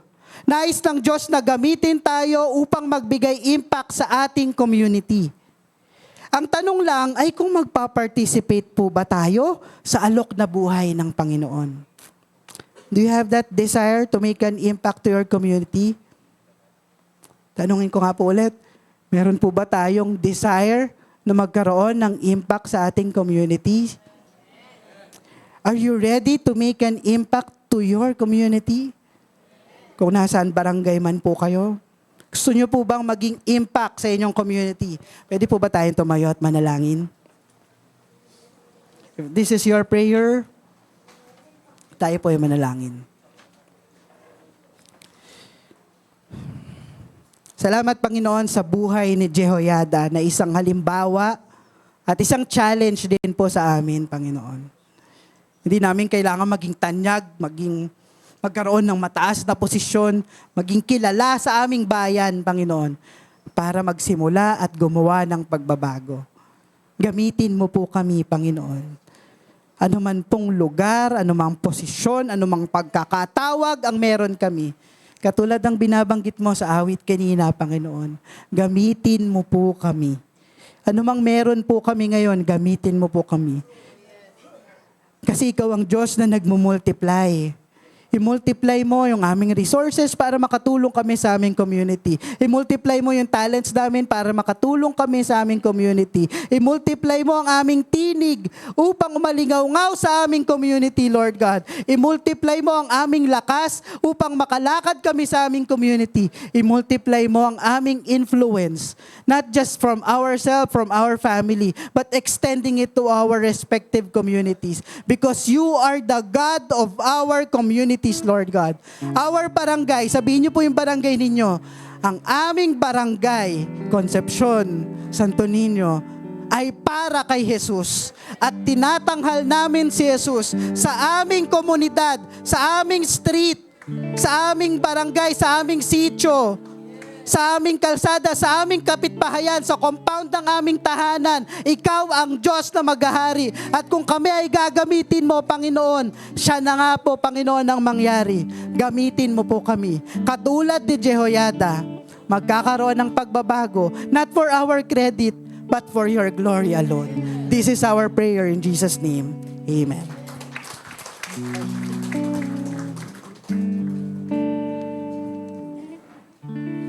You may be seated. Let's listen to our testimonies from our UFW. Ang naranasan ko sa aming sumba noong last Saturday. Pagdating namin doon, may nakita kaming maraming tao na nag-share na ako kinausap ko na yung mga ilang tao doon. Sabi sa akin, anong gagawin nyo dito? Sabi sa akin. Ang sabi ko, kasi gusto lang namin kumustahin kayo at may panalangin, sabi ko gano'n. At na-share din namin yung aming nararanasan sa aming pananampalataya. At may 3 akong nakausap na gano'n. At sabi niya, ay, saan ba ang church nyo? Diyan lang sa Lamuan. Ayan malapit lang sa Graceland. Sabi kong gano'n. Tapos sabi ko, ayun yung pastora namin, si Pastora Kay. Sabi ko, ay, gano'n. Tapos nung natapos na yung pagsusumba namin, 3 kami nila, Elsa at saka ni Maridit. May 2 kami talagang tinutukan. Si Angelina Bumatayo, na pinag-pray ko kasi sabi niya, ipag-pray mo ako yung sa goiter ko kasi sabi niya, i-ooperahan ako, sabi niya. At saka naman yung isa, gusto ko din magpasalamat sa Panginoon para sa mga blessing na binigay sa akin, sabi niya. Yun ipinag-pray namin, kaming 3. At natuwa naman sila. At lagi ko namang kasi halos kapitbahay ko din si Angelina. Inaano ko na ini-invite kong magsimba dito. Pero andun yung rejection niya kasi nga talagang na yung puso niya sa Katoliko. Additional na kasi nung nagpunta ako sa munisipyo, kumukuha ko ng social studies case social study sa DSWD. May nakausap ako doon na nag-a-apply din ng mga assistance. Sabi ko, anong hinihingi mo? Sabi ko gano'n. Yun daw assistance, medical assistance ng mother niya kasi nagda-dialysis. Sabi ko, ay gano'n. Sabi ko gano'n. Tapos, gusto mo bang ipag-pray kita? Sabi ko gano'n. Ay, opo, sabi niya. Tapos, kinuha ko yung address niya at saka telepono niya. Tapos, hanggang ngayon tinatawagan ko. Sabi ko, pwede bang madalaw ko yung nanay mo? O sige na, pagka night time ka na, sabing gano'n. At tiyempo na hindi kami naglalakad ng papeles, sabing gano'n, at saka sa dialysis ng nanay ko. O sige, basta tawagan na lang kita. At mayroon din isa, another din kasi i-release na yung social case study ko para yung social case study ko ay para sa National Kidney naman kasi ako doon yung para sa green card ko. Nakausap ko may cancer naman siya. Sabi ko, sige, sabi ko, magkita tayo. At ipag-pray kita. Tapos, pwede bang invite kita sa church namin? O sige po, pagka sabing ganun. Kasi, ako ngayon. Sige, sabi ko ganun, tawagan kita ulit. Pero ipinag-pray naman kita lagi, sabi ko. At sabi na nagpapasalamat sila na nakapag-share ako ng Yun lang po. Maraming salamat po.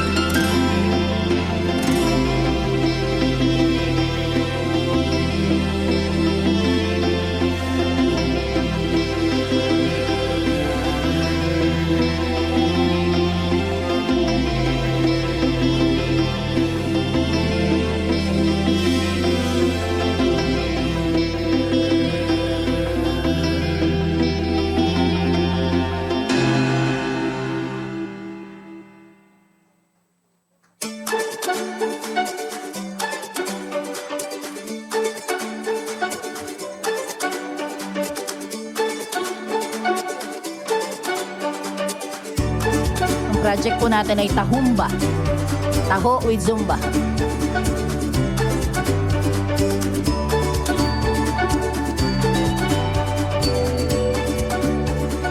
Pag-exercise, kumain.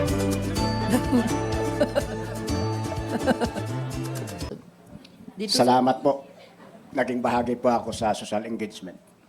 Alam nyo, bago naging kumpleto po yung lakad, kasi nung linggo ho, ang lakas ho ng ulan.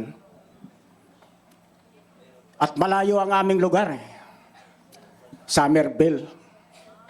Somerville po kami. Lampas pa ng Masinag. Ha? May assignment pa ho kami pag alis dito. Bumili pa ho kami sa Ador's Big Shop ng 3 box ng siopaw. Para ho sa aming kakausaping mga kaibigan. Pagkabili po, bumuhos po ang ulan. Isipin po natin po. Iwalan man ho kaming ibang suot. Suot talaga. Oh? Pagtawid namin ng Shu Avenue, basang-basa na kami ni Brother Paul Manlangit. Sumilong po kami tapat ng hospital sa Rodriguez, sa Amang. May shade po doon, di ba? Sumilong po kami. Pumapatak-patak pa, tumakbo na po kami patawid ng Hill Avenue. Pagtawid namin, lalong bumuhos ang ulan ng matindi. Silong po kami sa tapat ng Marikina Valley, may shade. Pero talagang grabe na ho ang aming basa. Tinawagan na po ako nila ni Brother Hill. Kasi sila, Brother Lloyd, nandoon na eh. Oh, masarap yung kanilang pisto kasi nakaban sila. Kami ho, nakamotor. Opo, totoo yan. Sinasabi ko lang po bago ako Kasi naiiyak ko ako sa nangyari. Oh? Nasa tapat pa kami ng Bale, Marikina Bale. Tumawag na po sila. Nasaan na kayo? Hindi ko rin mahugot-hugot yung aking keypad na cellphone kasi mababasa po talaga sa lakas ng ulan. E di sa madaling salita, tumabi po kami, sumilong, binunot ko, pero basa na. Oh? Hindi ho makausap ng maigi dahil malakas ho ang patak ng ulan. Sa madaling salita, hindi pa ho humihinto ang ulan, tumakbo na kami kasi inihintay na ho kami nila eh. Sa Somerville na sila, nakapisto na eh. Kami nandito pa ho kami sa Sumulong. Nasa Sumulong pa kami talaga. Oh, takbo po kami. Pagdating sa Masinag, di siyempre kakanan po. Kalakasan ng ulan. Oh, nagsipsad kami pakaliwa. Tapat ho ng Cornell Hospital, sumilong pa po kami sa tabi. Sumilong po kami kasi kalakasan ng ulan eh. Talagang grabe ho ang aming basa. Oh? Unti-unti binagtas ho namin kasi ang pagkaliwa ang U-turn nasa tapat ng Phil-Invest pa ho. Isipin po ninyo, lalampasan niyo ang Schumer. Oh, Phil-Invest po ang tapat ng U-turn. Tatakbuhin mo. Oh? Hanggang pagtawid. Marcos Highway na po yun, sir, ha? Pagdating po namin doon, grabe ho ang aming basa. Oh, ang sapatos ko talaga kumakatas eh. Oh, nandyan naman si Brother Lloyd. Ayoko lang sabihin ako yung ano sinabi sa amin. Kasi pagdating ho namin talaga, handang-handa na sila eh. Si Brother Lloyd ang aking kakampi, si Brother Don, at kami ni Brother Paul Manlangit. Si Brother Hill, saka si Sister Esther. Bali, 6 po kami. Alam nyo ang naging resulta? Ako mismo, natutuwa. Dahil lahat ho ng aming lapitan, nandan ho yung kanilang concern. Talagang tuwang-tuwa po sila sa ating mga dalang aginaldo. Yung kunting bagay na yon, ang ganda ng kanilang pagtanggap sa amin. Yun po ang naging bunga. Yung aming sakripisyo, hindi namin tinignan. Dahil Diyos ang gumanti ng aming ginawa eh. Oh, hindi naubos yung aming dala, lumipat pa kami ng Masinag Market. Isipin po ninyo, mula doon ho sa Somerville, lipat pa ho kami sa Masinag terminal nila. Pero ang pinakamaganda na nangyari, yung mismong presidente ng TUDA, kaarawan ng araw na yon, tuwang-tuwa siya sa aming ginawa. Pinag-pre po namin yung kanyang kaarawan. Tuwang-tuwa siya, ang ganda ng feedback nila sa atin. Kaya kung nakita ho ninyo yung hindi kami sinali kasi malayo kami. Baka sa next move na yon. Opo. Oh? Baka sa next move na ho kasi nagpakudak pa ho kami, lahat ho sila eh. Kasama kami. Opo. Ngayon ang pinaka-huli, pumunta ho kami ng Masinag. Alam mo naman, mula Somerville hanggang Masinag, traffic ho yun. Matraffic. Pabalik ho kami ng Masinag mula sa Somerville eh. Matraffic. Naunahan namin sila kasi nakaban, hindi naman sila pwede sumingit eh. Nakamotor ho kami. Kami naman ang nauna. Nauna kami magparking, sila ang nahuli. Nakabawi ng konti. Kaso, di may natira. Siyam na lang po ang natira. Ipinamigay na ho namin lahat yun. Mamaya, pinamigay ho namin lahat yun. Sa madaling salita, nakumpleto ho yung aming dala. Lahat po yan ay ibigay. Wala po sa amin, maliban ho yung box ng Ador Bake Shop. Yun ho ang natira. Opo. Talaga kami ho naghahanap kasi mayroon na, medyo kumakalam na rin eh. Pero salamat sa Diyos na naging bahagi po ako ng social engagement na ito. At sasabihin ko rin ang totoo, si Brother Martin Valenzuela, audience ko yan sa public ministry ko. Hindi lang yata binabanggit. Baka ang binabanggit ko sa inyo yung supot na dala ko. Pero yung pagtuturo, I think na-adapt naman eh. Salamat at naging bahagi at naging matagumpay po sa kabila ng may mga hadlang. Alam mo yung hadlang, yan talaga ang nagbibigay sa'yo para kung ikaw ay totoong-totoo ka, gagampanan mo yung obligasyon. Pagkat programa natin ito eh. Amen? Programa kasi natin ito ng church. Huwag kang tumanggi. Pagkakataon mo yan para magampanan mo ang iyong obligasyon. Ang paglilingkod sa Diyos hindi ho maalwan. Ang paglilingkod sa Diyos.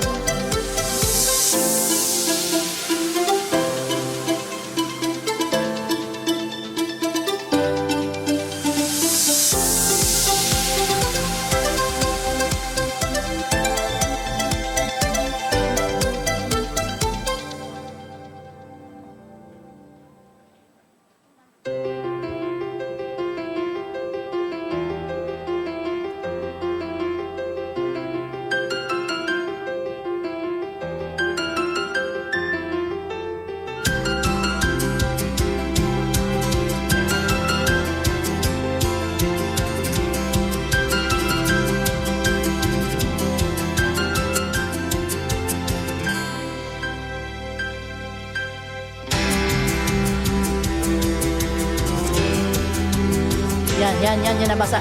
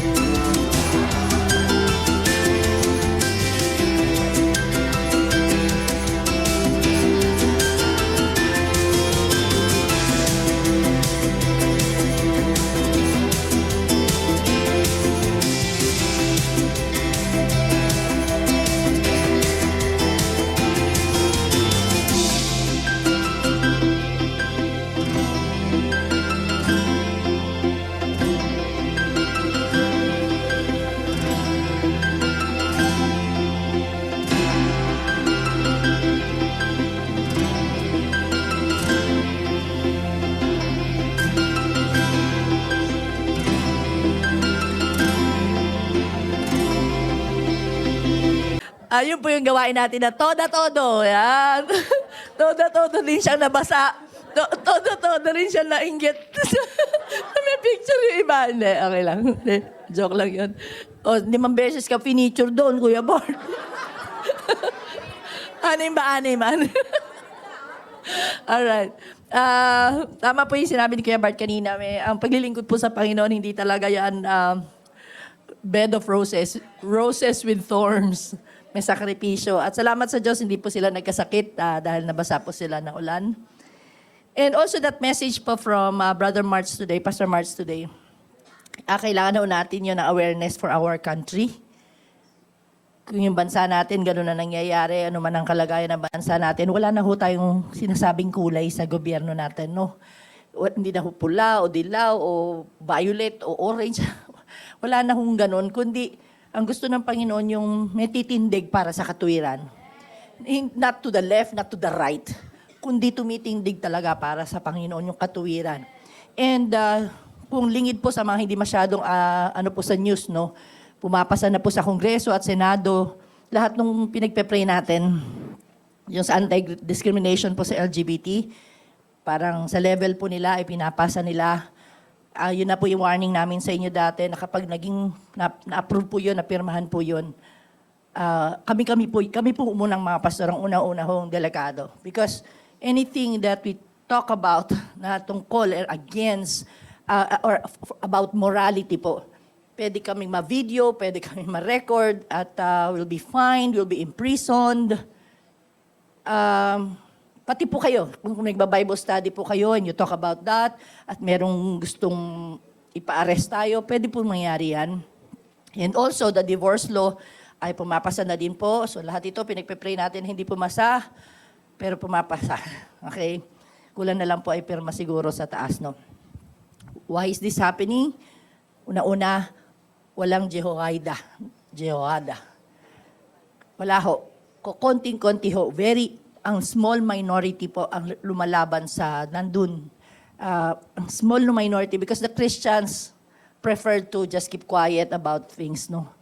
And hindi po dapat tayo nang aaway, pero hindi din tayo nagiging vocal. Yun po yung masama sa mga Christians. Hindi tayo nagiging vocal about this. So, kaya sabi syempre sa amin, kung papayagan ni Lord na mangyari talaga yon, kung papayagan ni Lord, di sige na lang. Ligligan po ito. Diyan matsusubok, maliliglig po talaga kung sino yung seryoso sa Panginoon. If you choose to live a noble life, if you choose the significant, meaningful, yielded life sa Panginoon, dadaan ka talaga. Maliliglig ka ng mga ganong sitwasyon. Kapag halimbawa, sina-challenge ko nga yung iba dyan, sabi ko, paano kapag yung school natin pasara ng government? Halimbawa lang, worst case, no? Pasara yung Christian school at wala ng Bible dyan, bawal na ang Bible reading. Paano kung bawal na lahat yung mga ginagawa natin na para sa Panginoon? Maliliglig po tayo. Lalo na kung may kapalit yun ng mga offers na very tempting po talaga para dun mo na, yun na lang pipiliin mo. Kasi bibigyan ka na ayuda pag ginawa yun. Diba? Kahit magsinungaling ka, pipirma ako dito, magsisinungaling para lang makuha mo yung ayuda. At yun ang mangyayari talaga. Maliliglig po tayo and again, matetest po yung ating choice sa buhay. Nawa ho maging mas concerned na po tayo sa nangyayari sa paligid. Dadating na ho ang Panginoon, as in dadating na ang Panginoon.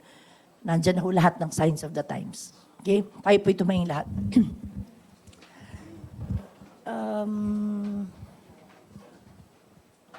Kuya Johnson, pwede mo ba yung Philippine flag natin? Yung Philippine flag ba? Yan. O hindi man naman mauntog masyado yan. Ayan, careful lang. Dito na lang sa gitna. In the light of the message today, magkaroon tayo ng community impact sa buong bansa natin. Stretch po yung inyong kamay sa ating pong Philippine flag. Our dear Heavenly Father, we love our country, Lord.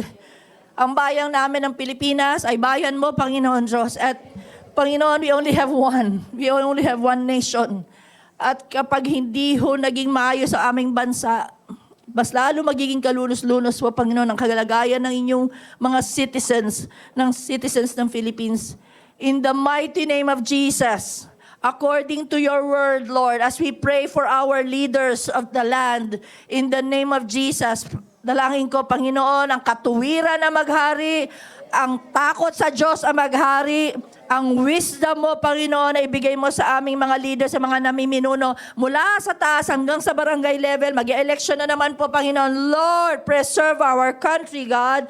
Preserve your children, Lord. At anuman ho, ang papayagan nyo mangyari sa bansang ito, nawa, tumindig po ang mga matutuwid. Tumindig po, Panginoon, na may takot sa inyo. At wag, hindi po namin kayo kakahiya, hindi po namin po, lalo namin papangalandakan kung sino ka, Panginoon, sa aming bansa. Kung paano nyo ginawa yun sa Argentina, kung paano nyo ginawa yun sa mga iba-ibang bansa, na ang Korea, South Korea, oh God, in the name of Jesus, we also claim that for the Philippines, Lord.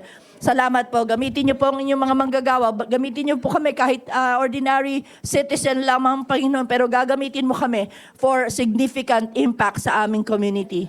Salamat po for loving the Philippines, and as we dismiss from this service today, ikaw ho ang sasama sa amin, dala-dala yung puso, Panginoon, na excited para maging noble po para sa aming komunidad. Sa iyo lahat ng papuri at pasasalamat sa pangalan ni Jesus. Amen. Amen. Amen. God bless you po. Thank you, Kuya Jansen. God bless po, and see you sa next Sunday.